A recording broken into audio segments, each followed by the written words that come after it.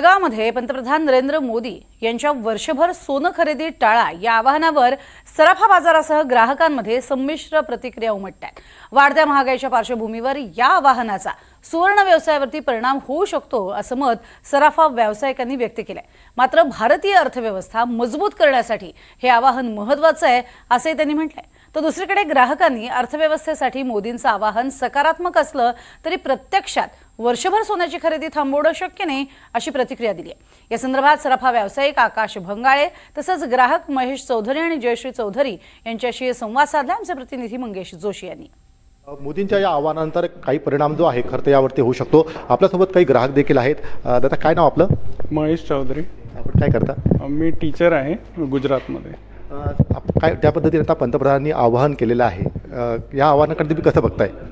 आव्हानाला आम्ही पॉझिटिव्हच बघतो, पण आपल्याला गरज हवी तर सोनं घ्यावंच लागतं। आता आमची ॲनिव्हर्सरी येते, मला माझ्या वाईफला गिफ्ट देणं आहे तर मला सोनं घ्यावंच लागेल। मी पुढच्या वर्षापर्यंत वाट नाही बघू शकत। मोदी सरकारने जे आवाहन केलेलं आहे ते त्यांच्याप्रमाणे व्यवस्थित आहे, पण पर्सनली अमुक रूल्स आपण बघतात तर ते सिटीजनलाच लागू पडतात, VIP ला ते रूल्स लागू नाही पडतात।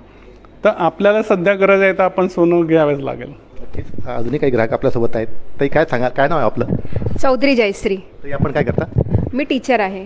ज्या पद्धतीने आता मोदींनी आवाहन केलेलं आहे, खरं तर महिलांना प्रामुख्याने सोन्याची आवड असते, पण मोदींनी आवाहन केलं, या आव्हानाकडे कसं बघता आपण?